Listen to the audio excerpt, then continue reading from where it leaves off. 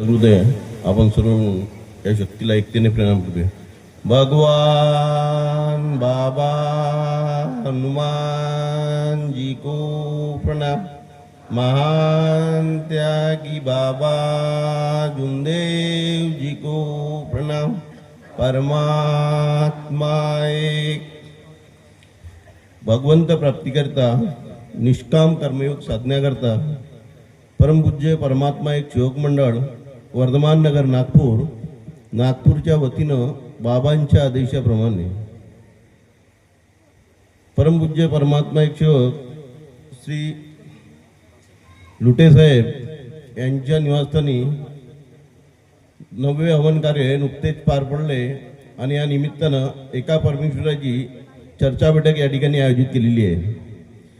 या चर्चा बैठकीमध्ये सृष्टीचे निर्माता बुद्धीचे विधाता सर्व शक्तिप्रधान भगवान बाबा हनुमानजी या ठिकाणी उपस्थित आहेत. भगवंताला माझ्या कोटी कोटी प्रणाम. अंधश्रद्धा वाईट व्यसनातून मुक्त करून मानवास व्यसनमुक्त जीवन जगण्यास प्रवृत्त करणारे मानव धर्माचे संस्थापक महान देगी बाबा जुमदेवजी या ठिकाणी उपस्थित आहेत. बाबांना माझ्या कोटी कोटी प्रणाम. बाबांना वेळोवेळी साथ देणाऱ्या आम्हा सर्व सेवकांची आई वाराणसी या सुद्धा या ठिकाणी उपस्थित आहेत. आईला माझ्या कोटी कोटी प्रणाम. आणि आजच्या चर्चा बैठकीचे अध्यक्ष म्हणून परमपूज्य परमात्मा एक सेवक मंडळाचे कोषाध्यक्ष दहेकर साहेब यांना माझ्या नमस्कार. तसेच या चर्चा बैठकीचे उपाध्यक्ष म्हणून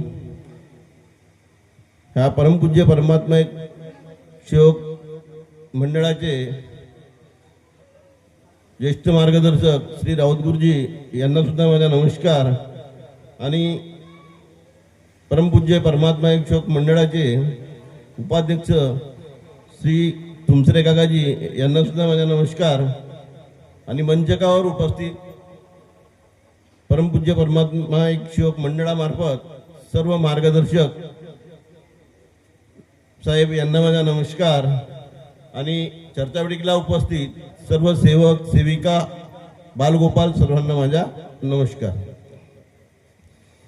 तर पहा सेवक बांधवांनो, ह्या मार्गात यायच्या पूर्वी मी सुद्धा एक दुःखीच होतो. माझं तर खूप मोठं एक दुःख होतं की मी सर्वप्रथम आपल्या कुटुंबातील एकदम एक गरीब व्यक्ती रोजीच्या सुद्धामध्ये मी नागपूरला गेलो. नागपूरला एका छोट्याशा 10 बाय 10च्या रूममध्ये किरायाची रूम करून नागपूर पारडीला राहत होतो. ज्या ठिकाणी मी राहत होतो त्या ठिकाणी भूतबाधेचा खूप त्रास होता. आणि त्या त्रासाबाई माझी एक छोटीशी मुलगी तिथं मरम पावल्यानंतर मी बराचसा प्रयत्न करूनही ती वाचली नाही. डॉक्टर बहेकर म्हणून एक आहे डागा अस्पतालच्या सामने, त्यांच्याकडे मी भरती केली होती, परंतु ती वाचली नाही. ते परमेश्वरात विलीन झाली. आणि विलीन झाल्यानंतर मला खरोखरच हिंदू धर्मामध्ये देवी देवता नाही असं एक भास झालं. म्हणजे खरोखरच परमेश्वर नाही. आणि जर का परमेश्वर असतं तर त्या माझ्या मुलीला त्यांनी वाचवलं असतं असं माझ्या मनात झालं. आणि मी तेव्हापासून सर्व देवी देवतांचं सगळं विसर्जन करून कोणत्याच देवाला मानणं बंद केलं. त्यानंतर माझ्या सासरी लोकांमध्ये ह्या मार्गाची एक शिकवण होती. गोंदिया शाखेचे उपाध्यक्ष हरिभाऊ मस्के म्हणून होते, हरिचंदजी मस्के.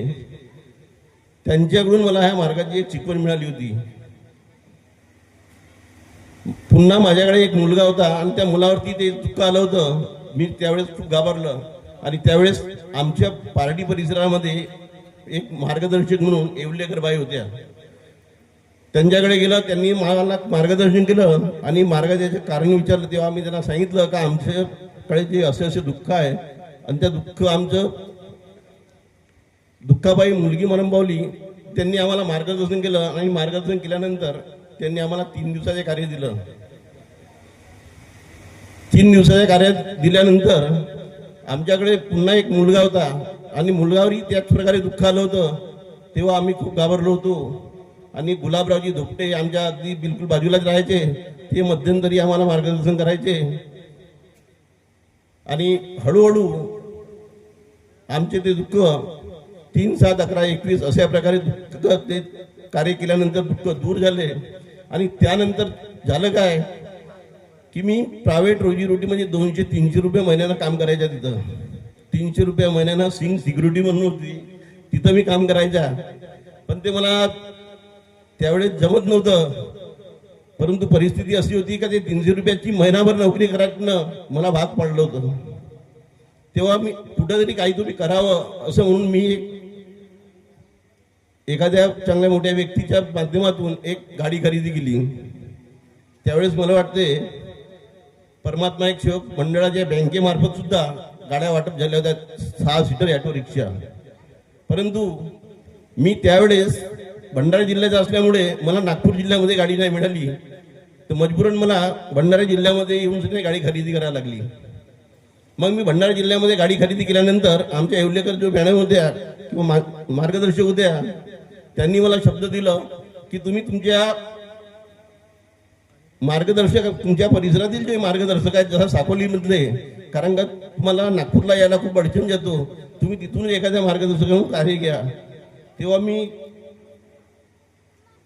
मी तुमसरे साहेबाकडे जाऊन तुमसरे साहेब सार्वे बाबूजीकडे जाऊन कार्य घेतलं.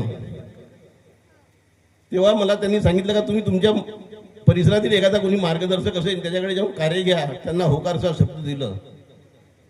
शब्द दिला परंतु त्या शब्दाचं मी पालन करू शकलो नाही. कारण पहा माझी परिस्थिती अशी होती का मी 300 रुपये महिन्यानं काम करायचे आणि जेव्हा मी गाडी घेतली तो 3000 रुपये रोजचे छापायचे.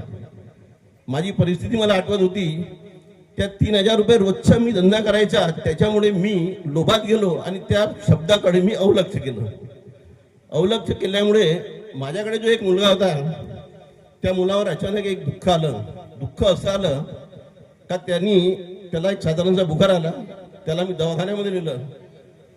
दवाखान्यात नेल्यानंतर त्यांनी एक ट्रीटमेंट केलं आणि एक खुराक म्हणून त्यांनी त्या दवाईपैकी खाल्ली आणि दुसऱ्या दिवशी पुन्हा ते खुराक घ्यायचं झालं सकाळचं रोज. त्यावेळेस त्या मुलांनी कमीत कमी 20 भर जीभ बाहेर काढली. 20 भर जीभ बाहेर यायची. तो जिभेला असं त्याचं सोंड जसा करतो त्या प्रकारे तो आपल्या तोंडात टाकायचं. जेव्हा मला ही माहिती मिळाली तेव्हा मी पिंपळगाव स्टँडवरती ऑटो रिक्षावरती उभा होतो. जेव्हा मला निरोप मिळाला मी तुरंत जाऊन आपली ऑटो घेतली आणि सरळ मुरमाडी PSCला आलो. PSCला आमच्या मुरमाडीला खान साहेब म्हणून होते. त्यांनी सांगितलं का यांना भंडारा रेफर करावं लागेल. तेव्हा मी फक्त मला माझ्या परमेश्वरावरती विश्वास होता. तेव्हा मला कुणीतरी मागून सहारा दिला आणि मी मुलाच्या पाठीवर हात ठेवला. बेटा घाबरू नकोस, काही होणार नाही, आपल्या पाठीशी कोणतं बी आहे, तू फक्त मुखात बाबा हनुमानजीचं नाव घे, तुला काही होणार नाही. हा भगवंताची कृपा. खरोखरच भगवंतानं ते आपले शब्द ऐकलं आणि त्या मुलाची जी जीभ होती ते जीभ खरोखरच तो त्याला बोलता येत नव्हतं कारण का त्यांनी जीभ वीजभर बाहेर काढली होती. आणि ह्या प्रत्यक्ष बरेचसे 50 लोकांनी ते त्यावेळेस बघितलं होतं.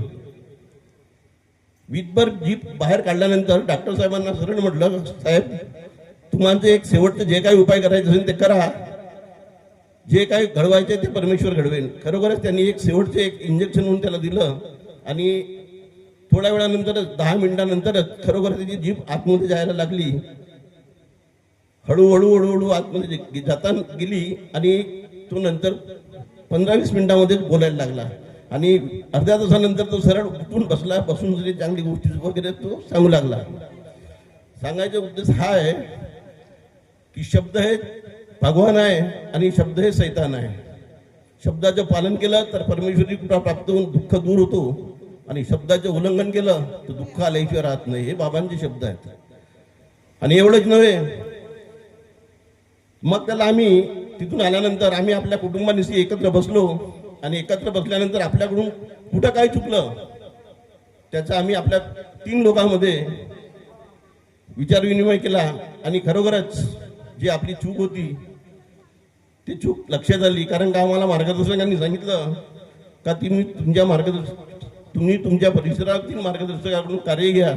आम्ही हो म्हटलं, परंतु लालजेबाई किंवा लोभाबाई आपण मार्ग घ्यायला विलंब केला मार्गात, त्याच्यामुळे ते जे दुःख आलं. आणि आम्ही दुसऱ्या दिवशी मी तर आम्ही सार्वे बाबूजी यांच्याकडे जाऊन कार्य घेतलं. त्यांनी आम्हाला पुन्हा 7-11-21 या प्रकारे कार्य देऊन त्यांच्या मार्फत आमचे 42 कार्य पार पडले आणि आज आम्ही भगवंताच्या कृपेनं खूप सुखी आहोत. कारण ज्या मुलाच्या दुःखासाठी किंवा ज्या मुलीसाठी दुःखासाठी आपण आलो, आज तो मुलगा भगवंताच्या कृपेनं एका टॉप कंपनीमध्ये सॉफ्टवेअर इंजिनियर आहे आणि चांगल्या प्रकारे भगवंताच्या कृपेनं पगार वगैरे कमवतो व्यवस्थित. आज आम्ही 3 लोक आपल्या कुटुंबामध्ये सुखी समाधानी आहोत. भगवंताला हीच विनंती करतो की बाबांनी जे दिलेले तत्वशब्द नियमाचे पालन आहे ते मी असेपर्यंत किंवा माझ्या कुटुंबाच्या शेवटपर्यंत आम्ही दिलेल्या तत्वशब्द नियमाचे पालन करण्याचा प्रयत्न करू, असं एक सत्य वचन देतो आणि मी माझे विचार इथंच बंद करतो. बोलताना माझ्या मुखातून